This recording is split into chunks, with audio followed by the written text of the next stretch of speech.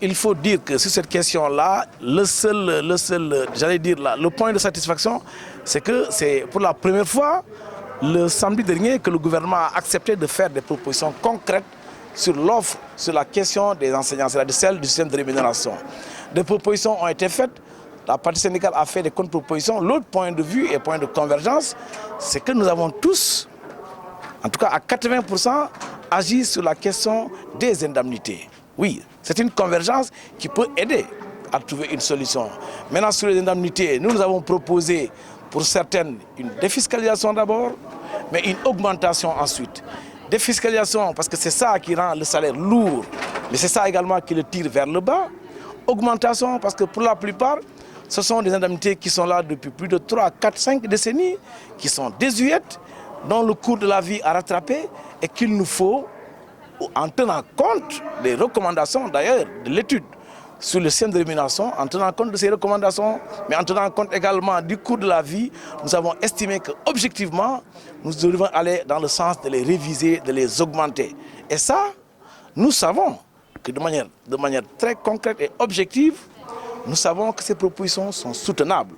Je dois rappeler que dans la démarche de construction de notre document d'orientation et d'opposition, nous nous sommes attachés les services d'experts, des experts fiscalistes, mais des experts également en administration civile qui nous ont orientés sur les démarches et qui nous ont permis de concevoir et de bâtir un document scientifiquement tenable, mais financièrement soutenable par notre pays. Oui, nous, en tout cas, nous sommes les 5 syndicats du G7. En fait, je dois rappeler aussi pour l'histoire que le G7 n'a été ni la volonté d'une personne, ni une proclamation. Ça s'est imposé à nous au sortir des élections de représentativité de 2017. Donc, le G7, c'est le groupe des 7 syndicats les plus représentatifs. Qu'ils veuillent ou non aller ensemble, ils constituent à ce jour les 7 syndicats les plus représentatifs. Maintenant, on est également aujourd'hui, il faut le dire pour la vérité, que nous sommes arrivés à un point où il y a une partie qui porte une revendication, une autre qui a une autre revendication. Nous ne disons pas la même chose. Et ça, ce n'est pas des questions de fond, c'est des questions de principe ou par moment même de démarche.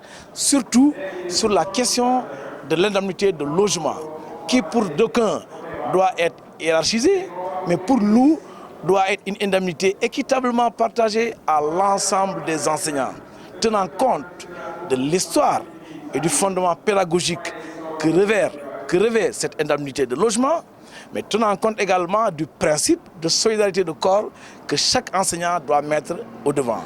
Pour nous, cette question doit être plus fédérateur que de nous diviser.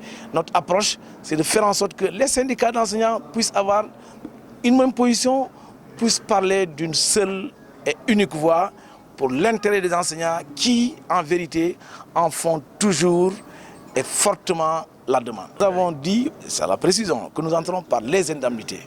Et pour certaines de ces indemnités que nous avons ciblées, je pense à l'indemnité de logement, il faut la défiscaliser, cette indemnité de logement. Nous sommes des Sénégalais, des citoyens sénégalais, nous sommes des contribuables.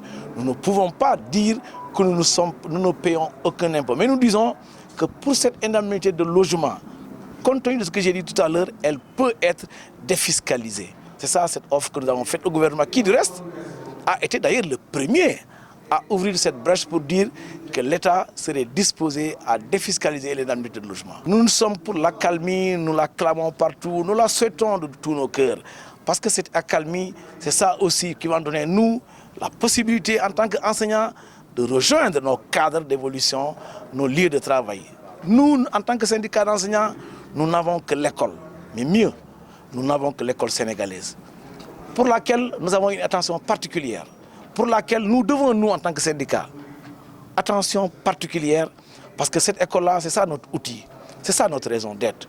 Nous devons la protéger.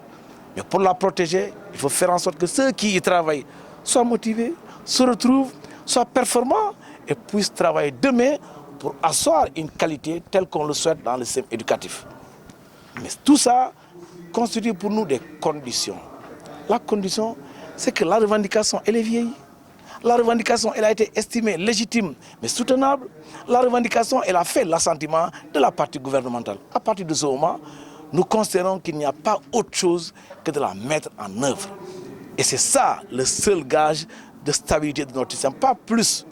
Ce que nous demandons n'est ni décrocher la lune, ni remuer la terre, mais de faire en sorte que la revendication des enseignants, en tout cas celle qui est dans le protocole d'accord de 2018, soit effectivement solutionnée.